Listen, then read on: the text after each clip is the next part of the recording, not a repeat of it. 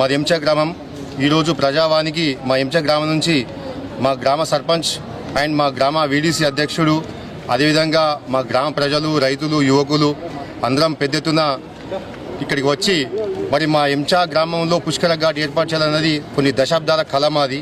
మరి ఆ దశాబ్దాల కళని సాకారం చేసే దాంట్లో ప్రయత్నంలో భాగంగా గడిచిన 10 సంవత్సరాల నుంచి మంత్రులకు, ఎంపీలకు, ఎమ్మెల్యేలకు, అధికారులకు, ఇక్కడ నిజామాబాద్ ప్రజావానికి, సీఎం ప్రజావానికి పలు దఫాలుగా మరి గ్రామస్తులం చాలా పెద్ద ఎత్తున వెళ్ళి మరి విన్నవించుకోవడం జరిగింది. అయ్యా, మరి పవిత్ర పుణ్యక్షేత్రం, పుణ్యనది, పవిత్ర గోదావరి నది మా గ్రామంలో పుణ్యక్షేత్రాల నిలయం మరి మాకు ఘాట్ కావాలని చెప్పి రిక్వెస్ట్ చేస్తే మరి మొన్న ఈ పుష్కరాల్లో భాగంగా మాకు ఘాట్ శాంక్షన్ అయింది.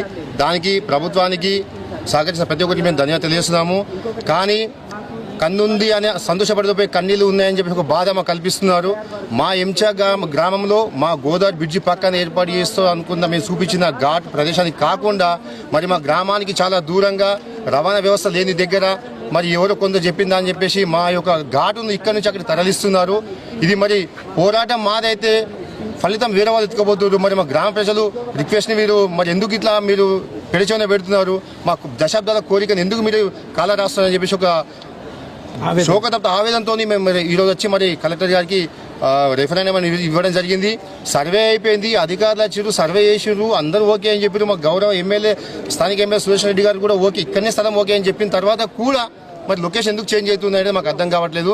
కాబట్టి మా ఎందుకు వచ్చి మా గ్రామ ప్రజల కోరిక, సమిష్టి కోరిక, అందరం పార్టీలకు అతీతంగా గ్రామస్తులు ఏక గొంతుకాయ మేము వచ్చినాం. కాబట్టి మేము చూపించిన ప్రదేశంలోనే, సర్వే చేసిన ప్రదేశంలోనే మరి ఘాట్ ఏర్పాటు కావాలని చెప్పి కోరుతున్నాము. లేకపోతే మేము ఎంతకైనా ఉద్యమించడం కూడా సిద్ధంగా ఉన్నామని చెప్పేసి ఈ సందర్భంగా తెలియజేస్తున్నాము. గ్రామస్తులు మేమందరము ప్రజావానికి రావడం జరిగింది. గతంలో మాకు పుష్కర ఘాట్ మంజూరైన సంగతి మా ఎమ్మెల్యే గారు, కలెక్టర్ గారు చెప్పారు. కానీ అది ప్రైవేట్ వ్యక్తులు మేము మంజూరు చేసుకున్నాం, మాకు వస్తుందని చెప్పేసి మా గ్రామంలో అపోహలు చెప్తూ ఉన్నారు.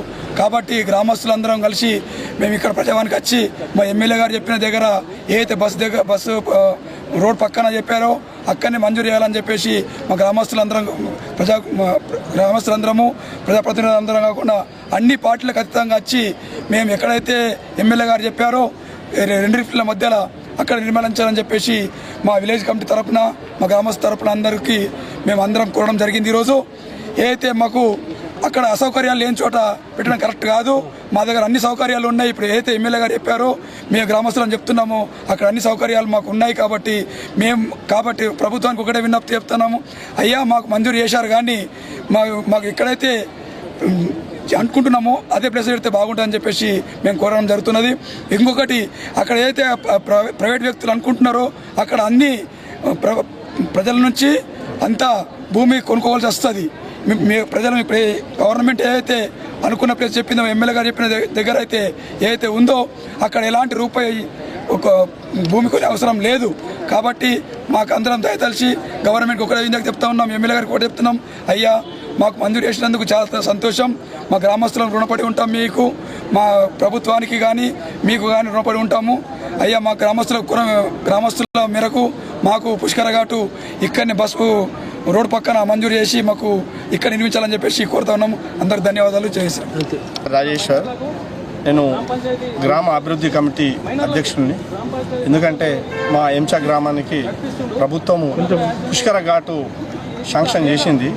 అయితే ఆ పుష్కర ఘాటు శాంక్షన్ చేయడం చాలా సంతోషకరం. ఎందుకంటే మా దగ్గర అనువైనటువంటి నీళ్లు ఉన్నాయి గోదావరి లోపల, మరియు పార్కింగ్ కోసము కనీసము 12 ఎకరాల ఎస్ఆర్ఎస్పి ల్యాండ్ ఉంది, విఐపి పార్కింగ్ కోసము 5 ఎకరాల ల్యాండ్ ఉంది, ఎండోమెంట్ ల్యాండ్ 3 ఎకరాల ల్యాండ్ ఉంది. కాబట్టి పార్కింగ్కి ఏం కొదవ లేకుండా ఉన్నటువంటి ఘాటు మా ఎంచ లోపల నిర్మించాలని మేము ప్రజలను కోరుతున్నాము. ఇంకోటి ఏంటంటే, కొందరు వ్యక్తులు దాన్ని తరలించి వేరే అల్జాపూర్ శివారం లోపల ఘాట్ని నిర్మించాలని చెప్పి అనుకుంటున్నారు. కాబట్టి అక్కడ ఉన్నటువంటి నీళ్లు వ్యవస్థ సరిగ్గా లేదు. మరియు ఇంకోటి ఏంటంటే, అక్కడ పార్కింగ్ వ్యవస్థ కూడా లేదు, మొత్తం రోడ్డు వ్యవస్థ కూడా లేదు. అలాంటి జాగ లోపల పార్కింగ్ పుష్కర ఘాట్ ఏర్పాటు చేయాలని చెప్పేసి వారు అనుకుంటున్నారు. అది కరెక్ట్ కాదు. కాబట్టి మన హిందూ సాంప్రదాయం ప్రకారము మనము గోదావరి లోపల అస్థికలు కూడా కలుపుతాము. కాబట్టి ఈ హైవే పక్కన ఘాట్లు నిర్మిస్తే మన హిందూ సమాజం లోపల ఏదైతే అస్థికలు ఉన్నాయో అవి గోదావరిలో కలిపి అస్థికల్ని అక్కడ స్నానాలు చేసి వెళ్ళడం జరుగుతుంది. మరియు అక్కడ ఘాటుకు అనుకూలంగా మనకు 2 పెద్ద టెంపుల్ ఉన్నాయి. ఒకటి స్ఫటికలింగం శివాలయం టెంపుల్ ఉంది, మరియు తెలంగాణ లోపలే మన గొప్పదైన 2వ పాదం అయినటువంటి పాండురంగ విఠలేశ్వర టెంపుల్ కూడా అక్కడ అనుకూలంగా సన్నిధానం లోపలనే ఉండడం జరుగుతుంది. కాబట్టి పుష్కర ఘాట్కు వచ్చిన భక్తులు పుష్కరంలో స్నానం చేసి సన్నిధానం లోపల ఉన్నటువంటి దేవాలయంలో దర్శించుకొని మంచిగా ప్రశాంతంగా వెళ్ళడం జరుగుతుందని చెప్పేసి, అందుకే గ్రామ ప్రజలు ఆవేదన అదే ఉంది. కాబట్టి ఆ విధంగానే నిర్మించాలని చెప్పేసి మేము కోరడం జరిగింది. ఈరోజు మేము కలెక్టర్కు ప్రజావాణి లోపల మా యొక్క ఆవేదన, మా గ్రామం యొక్క ఆవేదన తెలపడానికి ఇక్కడికి వచ్చినాము.